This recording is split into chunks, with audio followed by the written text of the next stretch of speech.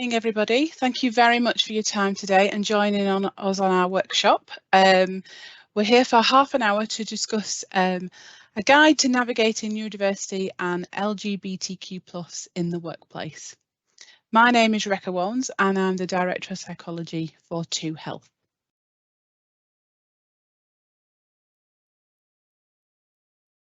So I want to start this session just by introducing what we're using in terms of a reference for neurodiversity and also for LGBTQ+. So in terms of neurodiversity, we're talking about neurological conditions, including autism spectrum conditions, autism spectrum disorder, ADHD, dyslexia, developmental coordination disorder or dyspraxia, and dyscalculia. So that's around our main focus today. For those of you who don't know, ASD or ASC is a neurological development disorder, a neurological disorder, and it's primarily presented with issues with social interaction, difficulties of communication, and maybe sometimes repetitive behaviours as well. ADHD people with ADHD will present with difficulties with attention, difficulties with concentration and focus, and also with maybe hyperactivity and impulsivity as well. Those with dyslexia tend to have reading difficulty, which is underpinned by issues with working memory, but also issues with decoding and with fluent reading skills. Individuals with DCD, developmental coordination disorder, will experience challenges with motor control and movement, but also with organisation and planning. And for those with dyscalculia, they will experience difficulties with mathematics, so doing calculations, number sense, and the application of number in the real world. In terms of LGBTQ, we're looking at those individuals who identify as a sexual or gender minority. So as we have there, lesbian, gay, bisexual, transgender, queer or questioning individuals, and asexual individuals. So they're the main areas that we're incorporating in our presentation today. The workplace. How would individuals who are neurodiverse, neurodivergent, and individuals who are identified as LGBTQ+. So there are actually overlaps in perhaps some of the experiences that individuals will have within the workplace. There can often be an element of discrimination, an element of bias, and a lack of understanding and acceptance from colleagues, managers, and maybe even the organisation themselves. So as an example, Stonewall, an organisation that supports individuals who identify as LGBTQ+, they found that over 1/3 of individuals that they questioned felt that they need to hide who they are at work. And 1 in 5 felt that being LGBTQ+ limited the job opportunities that they were open to. So that's quite significant statistics, really, when we think about it in terms of perhaps percentages of people who work in your organisation and certainly some of the larger organisations that we have over here in the UK.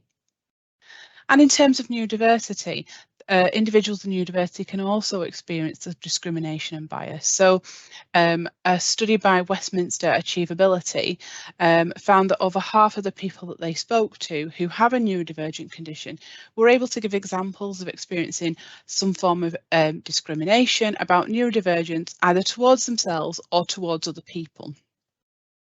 They also found that only about 20% of individuals who they spoke to always disclosed their neurodivergence, and 52% of people that they spoke to had sometimes or definitely experienced discrimination in a recruitment process, which is, again, very significant numbers. What is quite startling, actually, in terms of one of the numbers that they found is that actually only 3% of those people that they asked said that in their experience, employers are always happy to make reasonable adjustments. So I think it can show us that actually there's a gap here that needs to be filled. There's a gap in understanding, there's a gap in support that's available for individuals who are neurodiverse and LGBTQ+. In those two areas specifically. So in terms of issues that individuals who are identify as LGBTQ+ may experience. So there are a lot of barriers that they may face in terms of career advancement. They may face disparities in pay and benefits. So 35% of staff have hidden that they are LGBTQ+ at work for fear of discrimination. Individuals who are LGBTQ+ may experience more harassment from colleagues or from customers if they're in a customer-facing role. And 18% have said that they've been the target of negative comments or conduct from work colleagues, which again is a very significant amount. And also there's a lack of representation. So individuals who are LGBTQ+ don't see themselves represented in the workplace or reflected in the workplace. That can lead to a sense of isolation and can have an impact on somebody's mental health and well-being. So there was a recent CIPD report, and that and other reports have also indicated that while 39% of the trans staff that they spoke to said that they are open about their gender at work, which is really good that there's a cohort of individuals who feel that they can be, 26% said they were not. So that's just over a quarter of people who they questioned said that they couldn't feel that they could be open about their trans status in the workplace. And evidence also suggests that individuals who are LGBTQ+ will experience more job dissatisfaction and feel less psychologically safe in the workplace. So what can we do? So there's a challenge for LGBTQ+ individuals. How can we support that group of individuals in the workplace? So one of the big things that I think organisations can do, and that we would ask for you to, I suppose, take back today, is to make sure that you're creating a welcoming and inclusive environment. So encouraging and fostering a culture of acceptance, understanding and inclusion, providing diversity and inclusion training, diversity and inclusion knowledge and resources that individuals can access. And that's for everybody. So employees, management, leadership, from the top to the bottom of the organisation is the way that it will work best. Support and resources as well, so providing information for specifically for LGBTQ+ employees, such as employee resource groups and counselling services. So for those who are going perhaps through a transition or need some support within the workplace, then those kind of resources can be really helpful. And employee resource groups can also be really useful, where individuals can meet with somebody who perhaps reflects their own challenges, reflects their own skills, and they can share information and support. A key thing, I think, in terms of an organisation is to implement policies and procedures and to make sure that those are communicated well across the organisation. So establishing clear policies and procedures for addressing discrimination, bias and harassment. And that includes making sure that there's a clear process for reporting that incident and that it's dealt with, and confidence that it will be dealt with appropriately and dealt with promptly. So that individuals who are flagging up that there's discrimination, that is taken seriously and it's dealt with straight away. Making sure that equal opportunities are provided as well, so around career advancement and pay and any accommodations that might be needed, and making sure that that's understood within the organisation, that's clear to new LGBTQ staff who are coming on board and those already in the organisation who may not be disclosing. Making sure that the language that organisations use and that you use is inclusive, that the imagery is inclusive as well. So on on your intranet, on your internet, on documents that go out to staff, that language and imagery is inclusive. And that it feels welcoming for individuals who identify as LGBTQ+. Things like gender neutral bathrooms and a gender neutral dress code can also help. And ensuring that transgender employees are accessing the right kind of healthcare coverage that they require as well. So things that perhaps are on a more practical basis as well, things like, for example, just something quite simple in terms of pronouns. So if you're not sure what a colleague or a new colleague's pronouns are, ask them or listen to what pronouns that they use, making sure that you pick up on that and you make that clear. And use the correct pronouns once as a form of address once you're aware of them as well. And if you do make a mistake and you misgender a colleague, apologise, correct yourself and move on.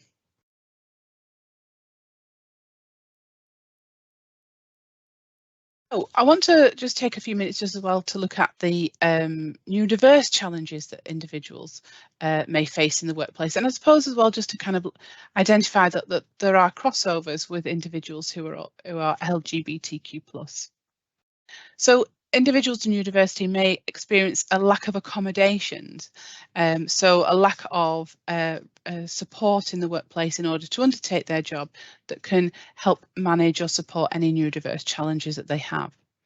So many neurodiverse individuals will require specific accommodations, things like flexible working hours, assistive tech, or adjustments to the work environment or the way that they do their work. And this will help them do their job effectively. Those accommodations can be really helpful and can make a huge difference to individuals who are neurodiverse.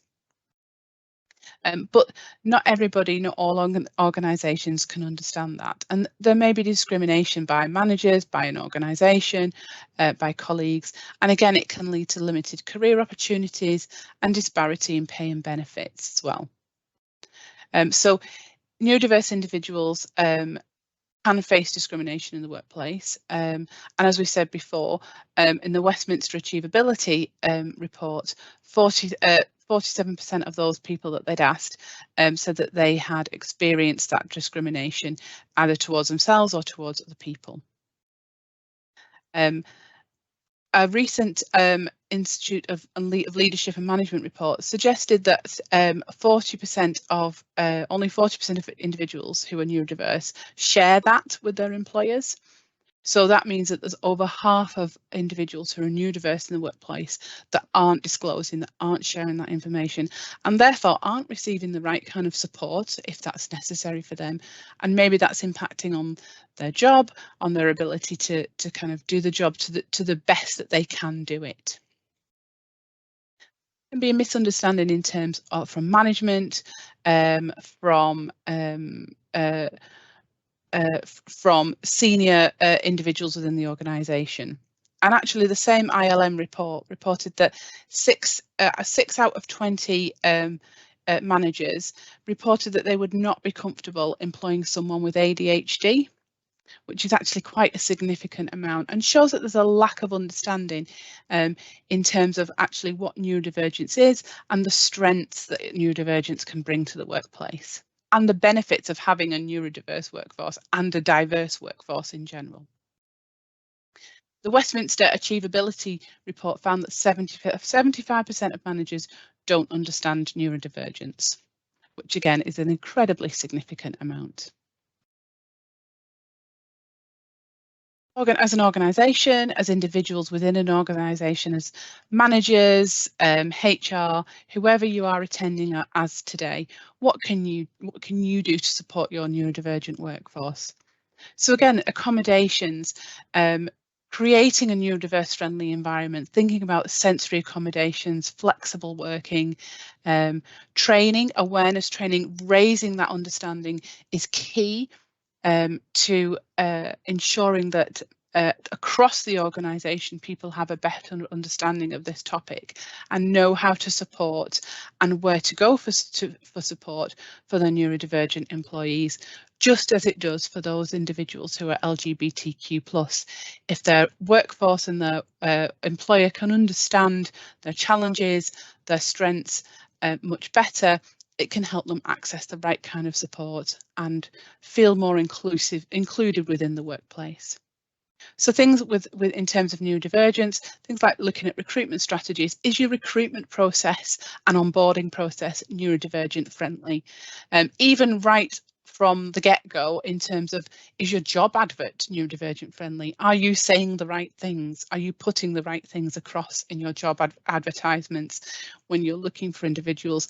Are you making it clear that you are looking for a diverse workforce? You want to encourage applications from neurodivergent individuals and also from LGBTQ+ individuals. Around intersectionality now. There's new research from the University of Cambridge that suggests that autistic individuals are less likely to identify as heterosexual and more likely to identify with a diverse range of sexual orientations than non-autistic individuals and neurotypical individuals. Actually, those statistics have quite important implications, not just for the workplace, but also for healthcare, social care for any individual who is accessing services. The reasons behind this are not well understood at the moment. It's something that's, I suppose, in relatively new research. So it's not, the reasons behind that aren't clear. There are sort of theories and ideas around this, that maybe it's actually neurodiverse individuals or neurodivergent individuals might be less aware or less susceptible to some societal pressures and therefore gender norms, and so they are able to express their gender identity or sexual orientation without concerns of being judged or fitting into certain roles. But again, that is only one theory, and it's not, the overall reasons are not clear. It's also important to note that actually a lot of the research at the moment focuses around autism and LGBTQ+, rather than other neurodivergent conditions. Other studies that have gone back to sort of 2018 have found that autistic individuals and adolescents are approximately 8 times more likely to identify as asexual and other in terms of their sexuality than their non-autistic peers. And then when researchers have looked at sex differences in sexual orientation, autistic males are 3.5 times more likely to identify as bisexual than non-autistic males, whereas autistic females are 3 times more likely to identify as homosexual than non-autistic females. And again, a 2018 study said that autistic people are more likely than neurotypical people, to be gender diverse. And several studies have shown that gender diverse individuals are more likely to have autism than are cisgender individuals. So as you can see, this is something that has been researched for a few years now. Our knowledge is growing. And there does appear to be evidence growing of an intersectionality between LGBTQ+ and neurodiversity. And as I said, that can actually have that impacts in a wide range of situations. And I think for us as an occupational health organisation can also ensure that we can help our clients and their employees navigate that within the workplace and understand that better in the workplace. So, for example, in terms of there's discrimination laws and there's disability discrimination laws that employers need to be aware of, and it's important employers understand and address challenges in the workplace so that they can create that inclusive and welcoming environment for all their employees. So things, as we've mentioned before, things about being aware around accommodations and support for neurodivergent individuals and for those who are LGBTQ+. So things such as discrimination laws for disability, but also for LGBTQ+. And those laws are there to protect individuals. They provide protection against discrimination based on that particular protected characteristic, whether that is disability or sexual identity. I think the key element for me as somebody who works with individuals is that it's important to remember that every individual is different, and what works for one person and what one person will benefit from or will require in the workplace will not necessarily work for somebody else. And so therefore, being open to feedback as a manager, as a HR professional, as an organisation, as somebody, as a colleague, being open to that feedback and making sure that accommodations are adjusted as needed and are applied as is appropriate for that individual, that it's a tailored approach and it's tailored support. Lots of resources are out there. If we kind of want to go away from today and think, well, what can I do differently? How can I improve my own working, my own practice, but also how can I improve things for my organisation and my neurodivergent and LGBTQ+ colleagues? So there's lots of resources and support out there. You may be aware of some of these, you may have even used some of these in the past, but things like government initiatives can be really helpful. The Access to Work scheme in the UK, for example, it really helpful resource, helps support employers and employees to get the right support that they need in work. There are charitable organisations that provide support and resources for neurodiverse and LGBTQ+ individuals, including things like information, including advocacy, including training and support, so more detailed training obviously than today's session around LGBTQ+. Employer provided support, things that as an organisation employers can do, so making sure that there is diversity and inclusion training, that there's employee resource groups, flexible working options, and that these are discussed with employees and that they're aware that this support is there. Strategies for addressing and preventing discrimination. So the training, employee resource groups, they can provide a really safe space for individuals to discuss things, ask questions that perhaps they don't feel as comfortable asking their manager or HR. There's somebody else there who they can go to first and work out what it is that they need to ask. Building allies within an organisation, so other individuals who can support neurodivergent and LGBTQ+ individuals and advocate for their rights in an organisation. Making sure that those policies and procedures are really clear, that people are aware of those, that people are that they're, I suppose, front and centre in terms of how you feel as an organisation, that these are our policies and procedures of this, and we want to be clear about that. We want to let employees know what support we can offer them and what we will do if they're facing discrimination or harassment in the workplace. And checking on all of that, so monitoring it, making sure that you ask the right questions to find out, so all of this support, all of these resources, is it actually working?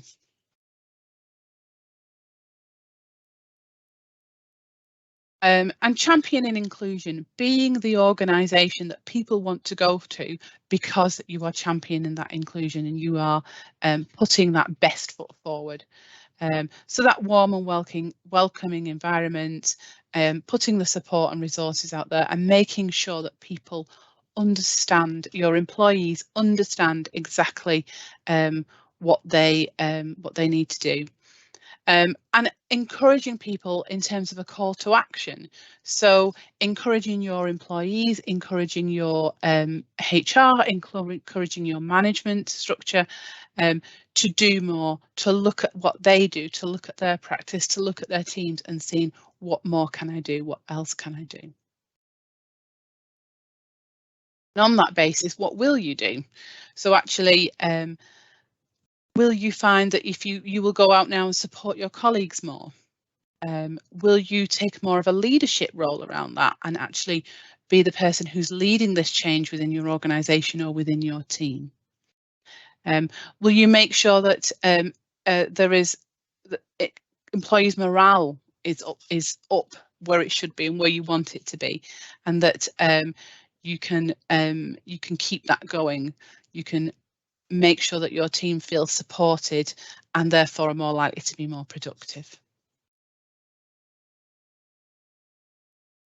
And on an individual level, what you can do.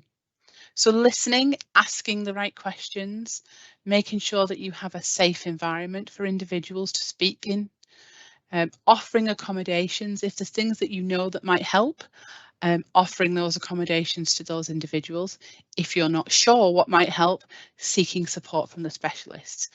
We don't expect everybody to have the right answer. You're not expected to know every possible accommodation and exactly what the right answer is for an individual who's coming to you to ask for support. What is useful then is to know how to get that support. So speaking to specialists, speaking to specialist organisations and making sure that you can get that support. Educating yourself, understanding the challenges that somebody might face and the strengths that they can bring to the workplace and acting around that.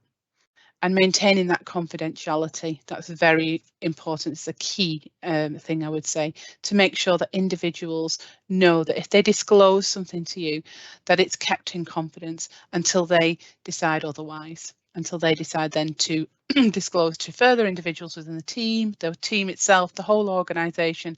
But if you are the person that they are telling, that you keep that confidence.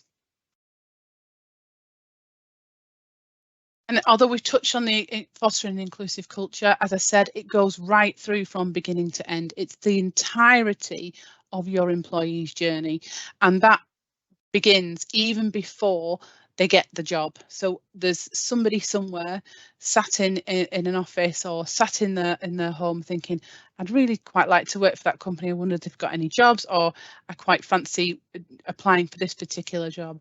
Is your inclusive culture there from that point? So the minute they click onto your website to find that job and apply for that job, is that inclusive culture there?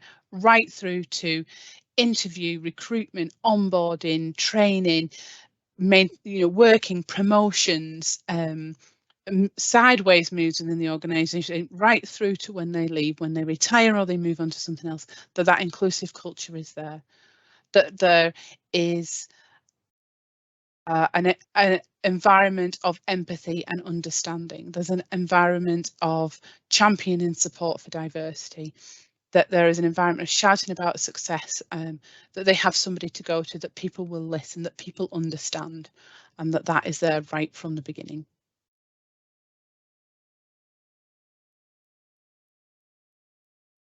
So obviously the chat is obviously there is a chat available for Q&A.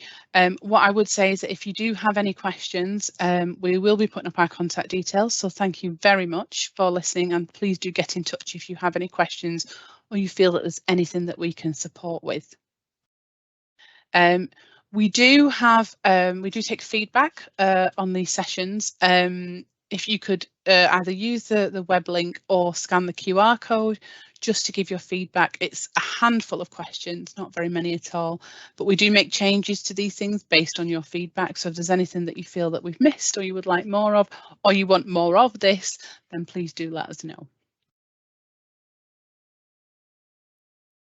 And there are our getting in touch methods, so email, phone, our website, and also our social media handles as well.